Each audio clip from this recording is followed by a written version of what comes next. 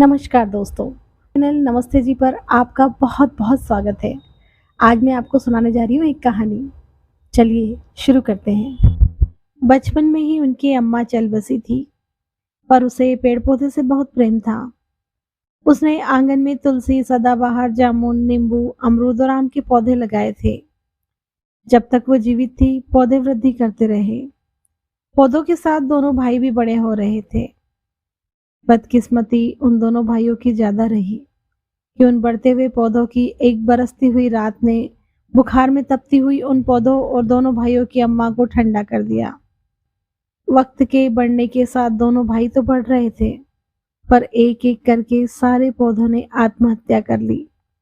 उन दोनों भाइयों की तरह एक ही मृत्यु से लड़ता लड़खड़ाता हुआ खड़ा रहा, डटा रहा और बढ़ता रहा। वो एकमात्र पौधा था आम का, जो दोनों भाइयों की उपेक्षा में जरा जल्दी से बढ़ा। उस आम में बहुत सी मंजिलें लगती और फिर हजारों की तादाद में आम लगते थे।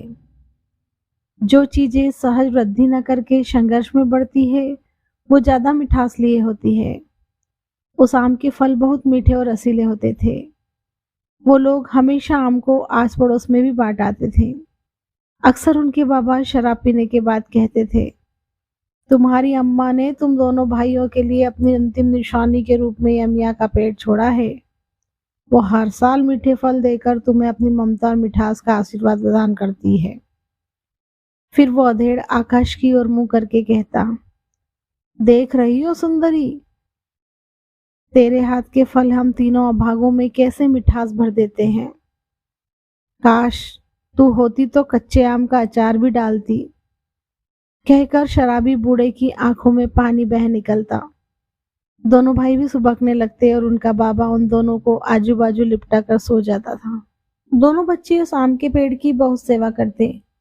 सरसू बिरजू से कहता, देख भाई, अम्मा मुस्कुरा रही है, इस बार और ज्यादा आम देगी, मीठे मीठे रसीले। और दोनों पेड़ से लिपट जाते। एक लंबी सी डाली से जो कुछ ज्यादा ही लंबी थी, उस पर वे दोनों सावन में झूला डालकर झूला झूलते। समय बदला, दोनों भाइयों की मूछें निकल आई थी। अब पेड़ में उनकी रुचि तो थी, पर प्रेम और ममता का एहसास कम होता जा रहा था। आदमी वक्त के साथ अपनी संवेदनाओं को खोता चला जाता है। उसका बचपना और सरलता समझदारी में बदलते ही उनके मानव से इंसान बना देता है। इंसान को जानवर में बदलते देर नहीं लगती। कुछ सालों बाद बूढ़ा बाप दोनों की शादी करके अपनी जिम्मेदारियों से मुक्त हो गया। भरी जवानी में विदुर हुआ आदमी अकेलेपन का शिकार था। दोनों भाई तो जन्मे ही दुर्भाग्य के साथ थे। दोनों की पत्नियां कर्कशा थी और उन दोनों में एक अजीब सी प्रतिस्पर्धा रहती थी। धीरे धीरे ये विरोध मुखर हो गया और लड़ाइयां अब रसोई से बाहर आंगन तक आ गई थी। क्लेश, दर्द और पत्नी से दूसरे जहान में मिले उत्कंठा ने बूढ़े को समय से पहले ही इस नश्वर दुनिया से मुक्त कर दिया। दोनों बहुओं के विरोध ने अप्रचंडता का रूप धर लिया था और इसकी परिणति घर के बंटवारे के रूप में अंतिम परिणाम को प्राप्त कर गई। दोनों भाइयों ने सोचा, चलो लड़ाई का अंत हुआ। दोनों रात को शराब के ठेके पर साथ होते थे, पर भाइयों का सोचा सही साबित न हुआ। लड़ाई का अंत नहीं हुआ था और लड़ाई अब आमने सामने की नहीं रही। अब लड़ाई घरों में दबे पांव घुसाई थी। लड़ाई की वजह थी वो आम का पेड़। बंटवारे में आम का पेड़ सरजू के आंगन में ही रह गया था, पर उसकी वो लंबी वाली डाली दीवार के उस पार बिरजू के आंगन तक जा रही थी। बस लड़ाई की जड़ न थी, पर डाली थी।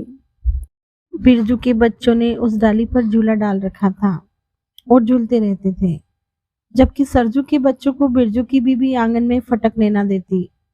जब आम का मौसम आता तो सरजू की बीबी की जान जलती थी।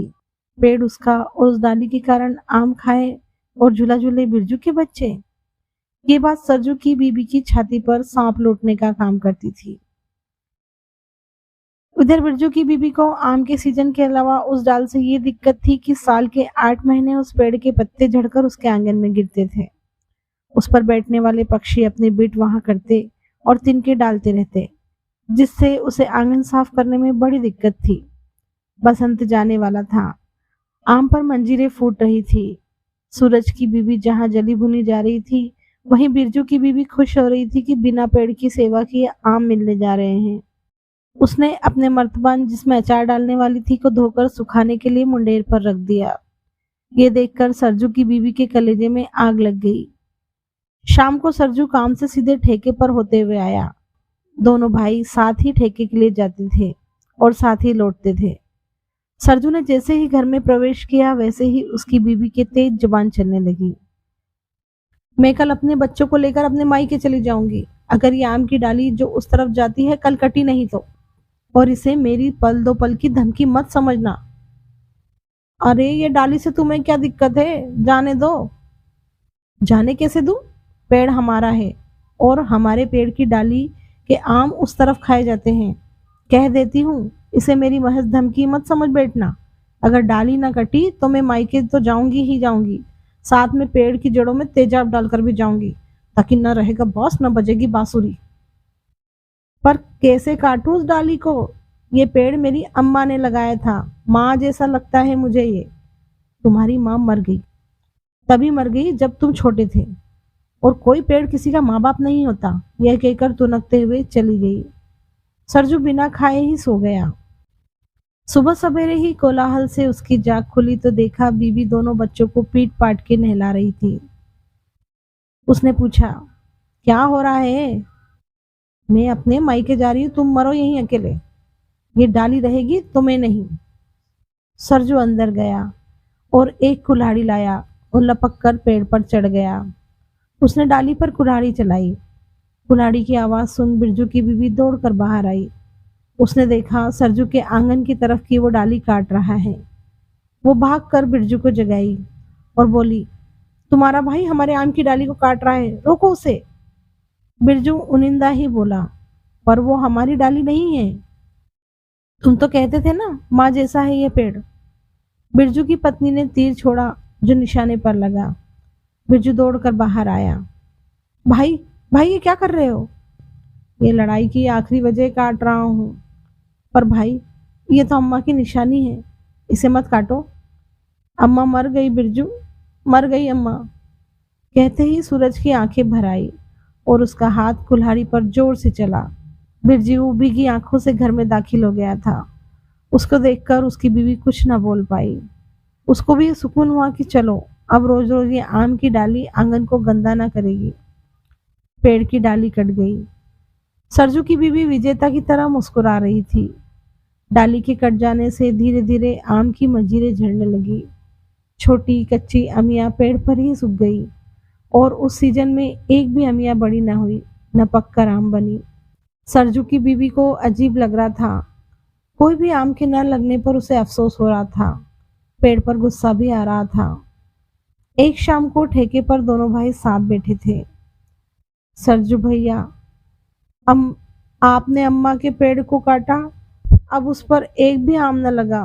बिरजू ने कहा, लगता कैसे पगले, वो मेरी अम्मा थोड़े ही थी, तेरी भी तो अम्मा थी। जब तू आम न खा सकता तो अम्मा मुझे कैसे देती? दोनों की अम्मा थी ना, या तो दोनों को प्रेम करेगी या फल देगी, या किसी को नहीं। माँ के लिए तो सभी बच्चे बराबर होते हैं ना। कहकर सरजू रोने लगा। बिरजू भी उससे लिपट कर रोया। दोनों उठे और गलबैयां डालते हुए घर की ओर बढ़ गए। आधे चांद की रात में उनका आम का पेड़ ऐसा लग रहा था जैसे उनकी अम्मा उनके आने के इंतजार में दरवाजे पर खड़ी हो। धन्यवाद दोस्तों, फिर मिलते हैं एक नई कहानी के साथ। अगर आपको मेरी कहानी पसंद आई हो तो लाइक, शेयर और मेरे चैनल नमस्ते जी को सब्सक्राइब जरूर करें और साथ ही बेल आइकन जरूर दबाएं ताकि मेरी कहानियाँ आप तक पहुँचती रहें। धन्यवाद।